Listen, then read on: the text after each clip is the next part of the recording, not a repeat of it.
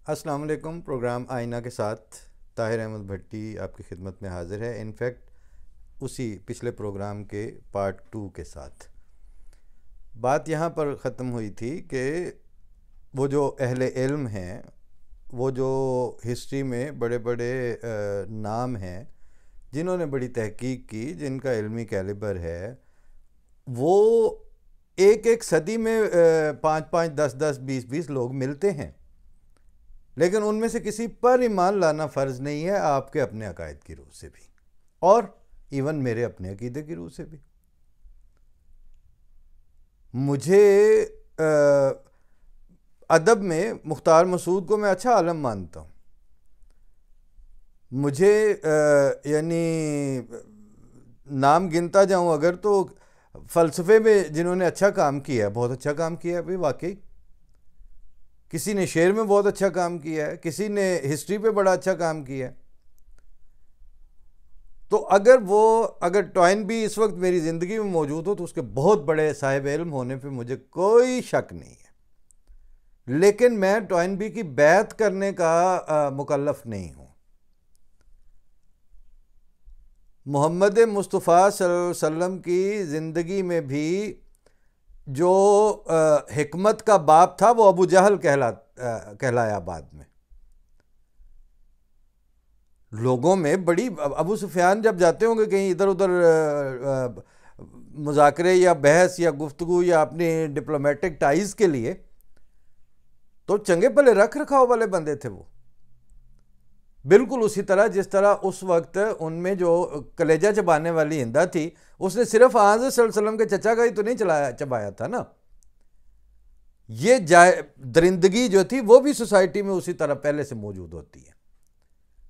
उस पहले से मौजूद दरिंदगी को ही वो मुसलमानों पर अप्लाई कर रहे थे। इसी तरह इस ज़माने में साहिब इल्म और इल्म की तशरीह, ताबीर, उसके साथ मुख्तलिफ सलूक करने वाले मौजूद हैं। हमें उनमें से किसी का इनकार नहीं है, लेकिन हमें उन पर ईमान लाने की कोई मजबूरी नहीं है। हम उनकी बैत नहीं कर लेते।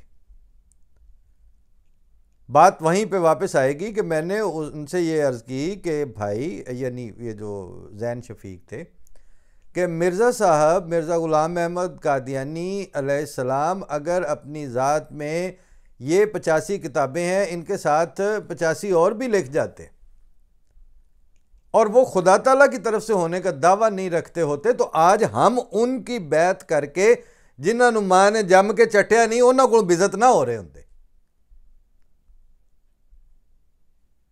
ये जो है ना, ये मजबूरी लाहक होती है जब आप किसी को खुदा की तरफ से मानते हैं।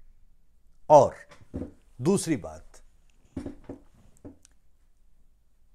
हौसले आग को गुलजार बना देते हैं। मैंने उसके लबो रुखसार को छू कर देखा।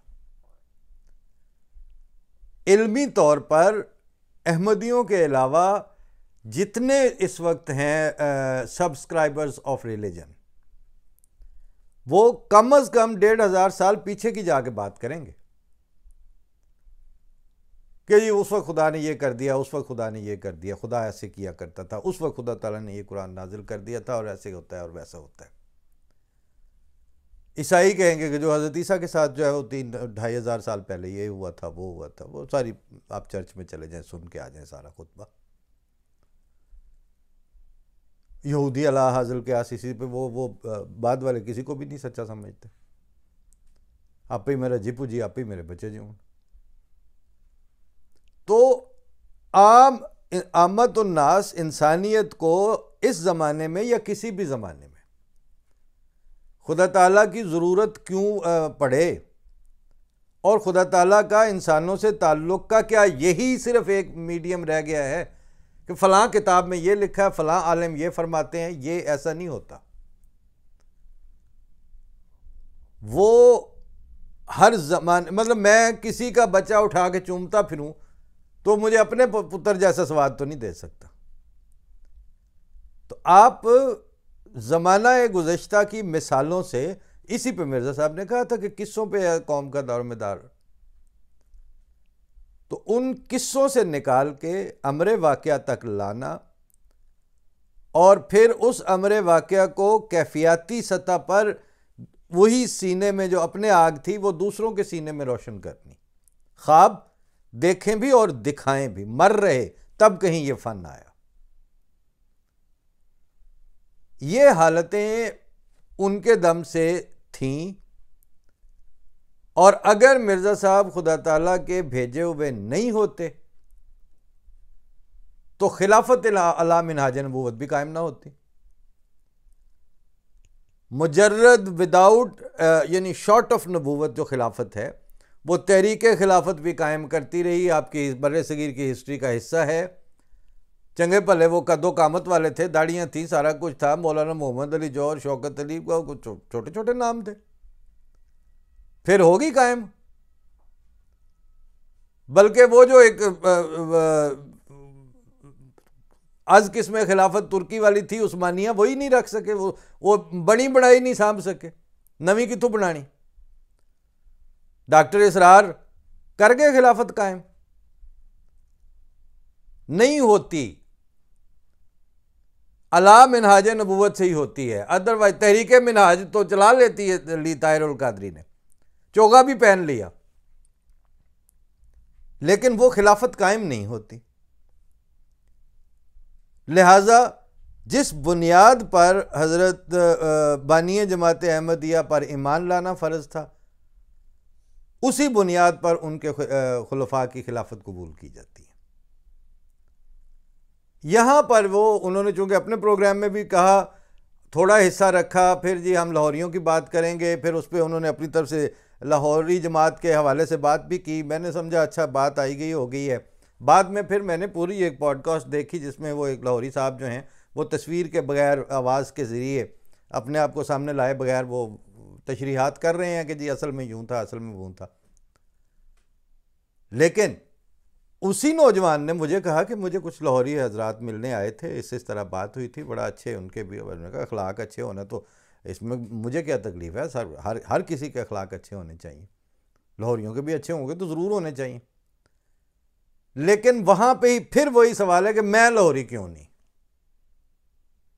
जैसे मैं अक्सर प्रोग्रामों में आप नोट करते रहते हैं ना, मैं कहता हूँ मैं क्यों अहमदी हूँ, मेरा बच्चा क्यों अहमदी रवे जी। इसी तरह से मैं क्यों लाहौरी नहीं हो जाता।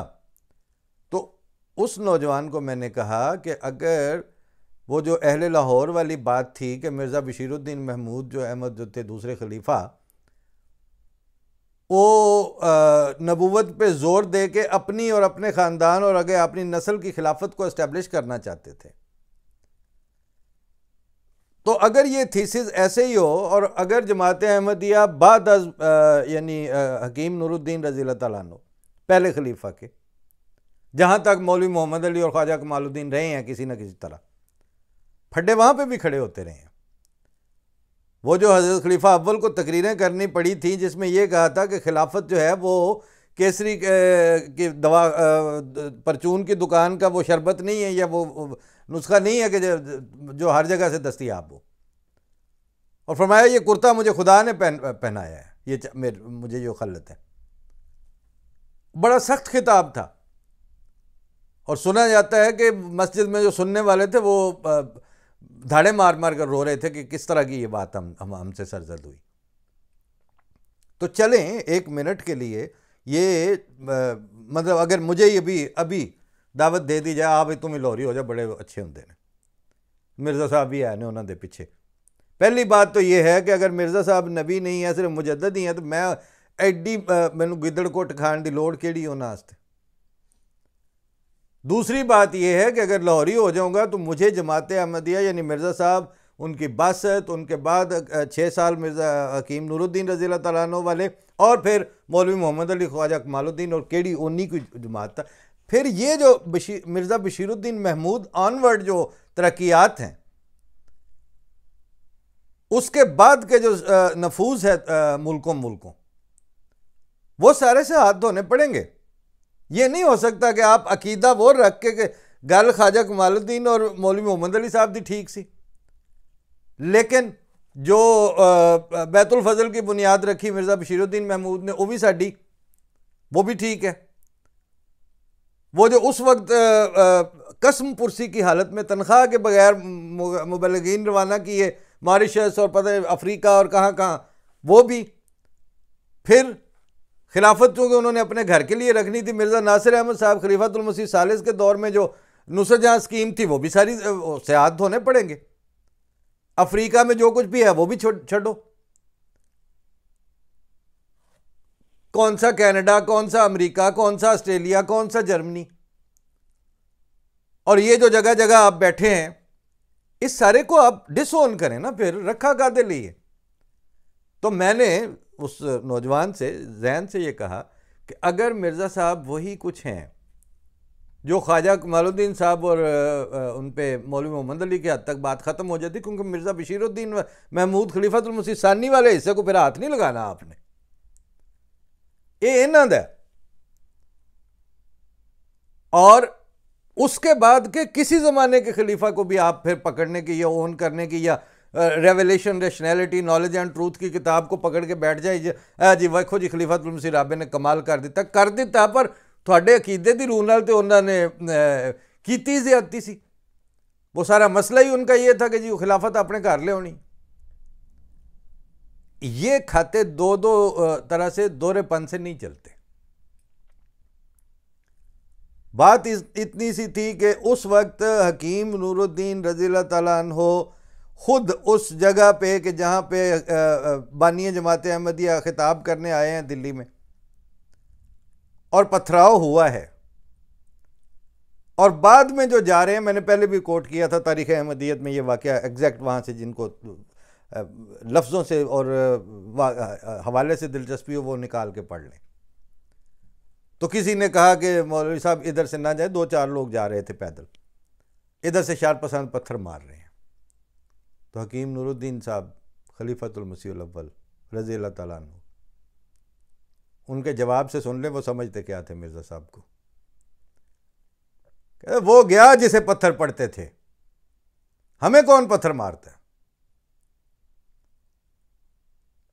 तो वो मिर्ज़ा साहब को अकल नहीं तस्लीम करती कि किताबें छप चुकी हैं, और बहुत सी किताबें हैं जिनके लिए ज़ाती तौर पर हकीम नूरुद्दीन रज़ी अल्लाह तआला अन्हु को किसी न किसी तरह माली मुआवनत करनी पड़ी है, और उन किताबों को पढ़ा नहीं है तो 6 साल खलीफा रह गए हैं, पता कोई नहीं है कि इस बंदे ने ये तो खुदा ताला की तरफ से भेजा हुआ है, ये तो दावा नबूवत को का इनकार करने को एक गलती का अजाला के ज़रिए दुरुस्त कर रहा है। लिहाजा इस तरह कहानियाँ नहीं जुड़ सकती। कहानी सिर्फ इतनी सी थी कि उस वक्त का सोशल और समाजी नफूज भी चाहिए था, और वो जो मत्थे में आके पड़ रही है ना, उन्नू मार दो तो उन्नू मार दो। गुजरांवाले में बाप के सामने बेटे क्या ईंटों से सर कुचला गया था 53 के फसादात में। लॉरियों को कोई नहीं ना ज़रूरत पड़ी उस तरह के सर कुचलवाने की, सिर्फ इतना हुआ जहाँ जहाँ आर्डिनेंस जारी होंगे, कोई कानून साजी होगी, उसमें अहमदी लाहौरी स्लैश के साथ, वो स्लैश के साथ वाला चल रहा है। बाकी जो आंखों में आंखें डालकर ये तजलील भुगतनी है, इन हालात को भुगतना है, वो तो ये रब्बे वालों के हिस्से में ही है, कादियान वालों के हिस्से में। जमात अहमदिया अदर देन लाहौरी, वो जमात अहमदिया जो खिलाफत अहमदिया के साथ चल रही है। ये चीज़ें जो हैं, जब रोज़ बात होगी तो क्या ये नहीं हो सकता कि इधर सोशल मीडिया पे 2-2 घंटे की पॉडकास्ट भी चल रही हैं और वो कहीं से हमारे बच्चों तक ना पहुँचे। मेरा तो आजकल मैं अर्ज़ कर रहा हूँ कि ये मेरा ना मनसब है कि मैं जमात अहमदिया के इंतज़ामी स्ट्रक्चर की नुमाइंदगी करता हूँ, ना मैं उनमें से हूँ। एक आम अहमदी के तौर पर जो सोचना तो बंद नहीं कर देगा ना, उसको अगर कोई पूछेगा तो मैं इधर से मेरे नाल किसी गल की थी, मैं क्या खलो जा तू इत्थे खलोवी, मैं उन्होंने लैके आया वो हमारे मरकज़ से जो है ना, वो ऐसे नहीं होता। मेरे नाल करनी ये मेरे को भुगत के जाओ। हाँ, जिस बात की नहीं समझ आएगी वो जाहिर है, मैं बुनियादी तौर पर तो ये किताबें पढ़ी हुई हैं ना, ये सिर्फ सजाने के लिए नहीं रखी हुई, ये पढ़ के देखी हुई है कहाँ कहाँ उन्होंने क्या क्या लिखा है। कुरान शरीफ की समझ आ जाती है मैनू, और मिर्ज़ा साहब की किताबों की मुझे नहीं समझ आएगी। क्यों भाई? अगर यही मयार रहना है तो फिर कुरान करीम को मुझे पढ़ने की क्या ज़रूरत है? उसकी भी आती है, जिन्ने को मैं जोगा उन्हीं की मैनू आउंदी है। और इसी तरह से मैं अपने बच्चे के ऊपर ये टोकरा नहीं दे सकता कि कोई नहीं जो कहते हैं कहते जब बस तुम चलते रहो। किवें वो चलता रहेगा? वो टॉलस्टॉय की 150 साल पहले की छपी का नावल वॉर एंड पीस का पढ़ के मेरे साथ डिस्कस करता है। तो इस्लामी असूल की फिलासफी जब पढ़ेगा तो मैं तो उसे कहा इतने मेरे नाल बैठ के पढ़, कोई मसला नहीं। तो हम हज़रत मिर्ज़ा साहब की सारी चीज़ों को इल्मी से ऊपर उठ के कैफियाती सतह पर, बल्कि एंड पे मैं आज की गुफ्तगू यहाँ पे ख़त्म करता हूँ। असलम अज़हर साहब पीटीवी के एक गुज़रे हैं, फौत हो चुके हैं, अब एमडी थे। उनके घर पे हमारी एक शाम गज़ल थी, उसमें हमारे एक गायक दोस्त थे, मैं था और तो कुछ दोस्त थे। तो वहाँ जब सिटिंग हुई तो मैंने अपनी एक गज़ल उस ज़माने की थी, रब्त जब टूट चुका है तो सदाएं कैसी, अब जो मिलना ही नहीं है तो वफ़ाएं कैसी। उसमें एक शेर था कि चादरें जिस्म तो ढांपेंगी मगर सोचो तो रूह के नंग पे डालोगे कबाएं कैसी। असलम अज़हर साहब हमसे ग्रैंड सीनियर थे। कहते हैं बात सुनो, ये 22-23 साल की उम्र में रूह के नंग पे और ये मौजू तुमने कैसे अडॉप्ट कर लिया? मतलब रूहानियत आपका मसला है? मैंने कहा क्यों नहीं है। आपके इर्द गिर्द या इधर सोसाइटी में रूह से खाली जो ज़ॉम्बीज़ चलते हुए हैं वो होंगे, लेकिन मैं तो रूह के बगैर अपने वजूद का तसव्वुर कोई नहीं करता। और जितना जिस्मानियात अहम है, रूहानियात भी उतनी ही अहम है मेरे लिए। तो खैर थोड़ी सी जब गुफ्तगू चली तो मैंने उन्हें कहा कि आपने कोई आज तक जिंदा बोलती धड़कती हुई किताब पढ़ी है? तो कहते हैं ये जिंदा किताब तो मेरे लिए इस्तिलाह नहीं है। मैंने कहा कल मैं आपको दे के जाऊँगा। तो वो मेरे पास जो अपनी ज़ाती थी इस्लामी असूल की फ़िलासफ़ी, वो फिर मैं उनकी बैल बजा के उनको कहा ये पढ़ लें। ऐसे नहीं काम चलते कि किताब आपके अंदर इर्तियाश ना पैदा करे, किताब आपको लेटे लेटे उठ के ना बिठा दे, किताब आपको बिल्कुल आंसुओं में ना भिगो दे, और किताब बस इल्मी तौर पर, ये इल्मी जो है ना ये मुझसे नहीं होता। मैंने ना आज तक इस तरह की, मतलब आज अगर ठीक है ऑन रिकॉर्ड कह रहा हूँ, लेकिन वक्तन फ़वक्तन कभी जिक्र हो जाता है। पिछले 20 साल से एक दफ़ा भी मैंने ऐसा वक्त नहीं आया कि मैं तिलावत कुरान करीम करने बैठा हूँ और मैं उसको खुश्क आंखों से बंद करके रख दूँ। एक दफ़ा भी ऐसा नहीं होता। सेम यही हाल है कि वो किताब पढ़ते पढ़ते वो दरमियान में से ज़मानो मकान उठ जाते हैं और वो अल्फाज आपके सीने में ज़िंदा होते हैं। आप कहते हैं यार ये क्या चल क्या रहा है, हो क्या रहा है। जब तक इस तरह ना हो उस वक्त तक बैत नहीं की जाती, और जब बैत कर ली जाती है फिर ये दूसरा अगला सवाल आएगा, अगली स्टेज आएगी कि इब्तलाओं के मैदानों और दुखों के जंगल में मुझे ताकत दी गई है। वो जो ताकत उनको दी गई थी वो हिस्सा ट्रिकल डाउन होकर सारे अहमदियों को मिली हुई है। इस पे फिर वो ज़ैन शफीक से हटके फिर मेरी अपने बेटे से क्या गुफ्तगू हुई है मैं अब अगले प्रोग्राम में आपको बताऊंगा। सरे दस्त इजाज़त देता हूँ। अल्लाह हाफ़िज़, अस्सलाम वालेकुम।